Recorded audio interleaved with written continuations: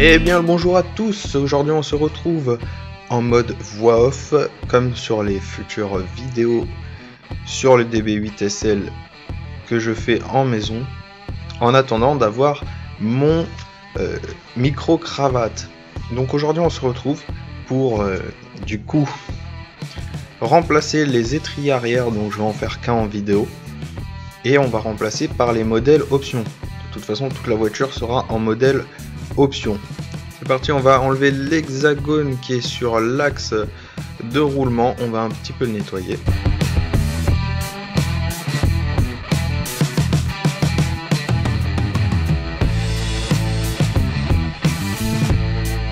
Voilà, une fois que j'ai tout nettoyé, on va dire une partie du véhicule, on va avec une pince gentiment déclipser le pas inversé comme ceci. On va le mettre de côté, on pourrait complètement l'enlever. On va basculer l'étrier arrière pour pouvoir sortir le cadran gentiment. On va le nettoyer aussi, toute la voiture sera nettoyée hein. Pour prendre soin d'un véhicule téléguidé, un RC en modélisme, il faut le nettoyer après chaque utilisation avec une brosse à dents, une brosse et une soufflette. On va par la suite enlever la noix de cadran, j'ai eu un petit peu de mal, et on va la nettoyer.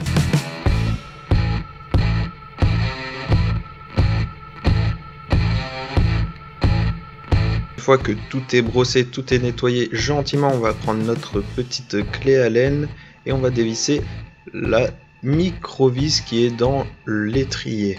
En fait, il y a une petite barre qui tient l'étrier. C'est pour ça qu'il tient, hein, tout simplement. Ensuite, on va prendre un petit tournevis ou un petit poinçon, histoire de pousser la petite barre qui est dedans. Voilà, une fois qu'on l'enlève, hop, on tire un peu dessus, il y a un petit crochet, on retire tout et on met ça de côté.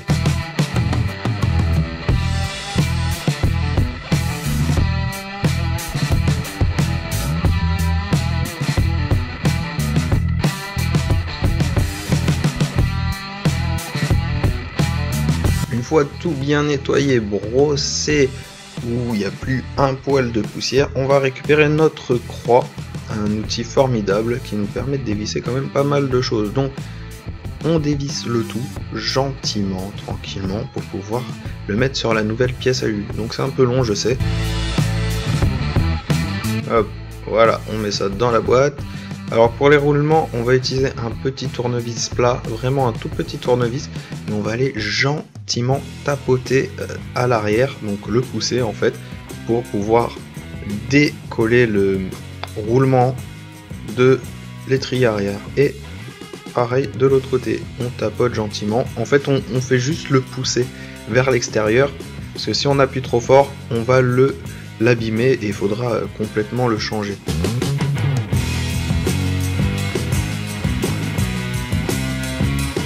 Voilà, j'ai mis tout dans une boîte, on met ça de côté, on récupère notre beau étrier arrière, donc tout en aluminium. Il faudra du frein filé, pas nécessairement, mais il en faudra au cas où si vous voulez être tranquille. Donc c'est parti, on va passer au remontage de l'étrier ainsi que au remontage sur le véhicule. Donc voilà, là je vais mettre un petit peu de silicone, vraiment un tout petit peu. S'il y en a trop, j'essuie avec ma serviette qui est juste là. Donc j'en mets des deux côtés. Pourquoi? Pour faciliter le roulement, le passage des roulements sur l'étrier justement et du véhicule. Donc pareil, là je remets du silicone pour que ça passe à l'intérieur. S'il y en a besoin, il y en a besoin. S'il n'y a pas besoin, c'est pas grave. Donc hop, on les met, ça glisse tout seul. J'essuie avec mon doigt. Du coup, on remet la petite séparation en plastique qui va au milieu, tout simplement. Donc un petit coup de silicone, pas nécessaire. Et voilà, au moins je suis tranquille. Hop, on met notre deuxième rondelle, pas rondelle mais roulement. Pareil, je remets du silicone pour que ça pénètre dans le roulement. À l'arrière, je fais exactement la même chose. De toute façon, après, j'essuie. C'est juste le temps que ça pénètre dedans. Tous mes outils sont propres. Je veux dire mes outils, mes vis, etc. Donc c'est parti, pas besoin, j'ai pas mis de frein filet, c'est pas nécessaire, la vis est grande et vu comment je vais serrer avec la croix, il n'y a pas besoin de frein filet. Donc on serre, voilà, dès qu'on peut pas aller plus loin, ça, pas besoin d'insister, hein, sinon on abîme le tout.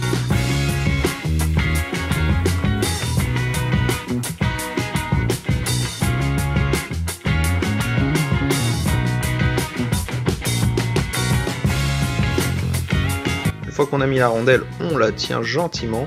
Hein. Si ça tombe, si ça arrêtait de tomber de l'autre côté, ça serait bien. Du coup, on la tient gentiment comme ça. Ou on essaye de la bloquer avec la pression. Hop, une fois qu'on a fait ça, on remet notre barre qui tient notre étrier. Et là, on va jouer avec la précision. Alors quand je dis qu'il faut jouer avec la précision, c'est qu'il faut réussir à viser le plat de la petite tige en acier qui est dedans.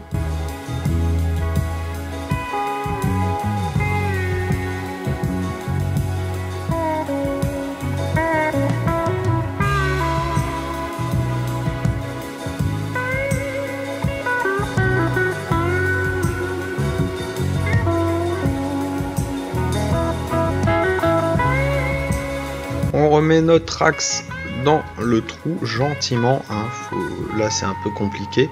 On remet notre hexagone, voilà, et on va remettre absolument notre roue. On n'est pas obligé de la mettre maintenant, hein, tout ça, ça peut être fait à la fin. Je la mets maintenant juste pour la vidéo.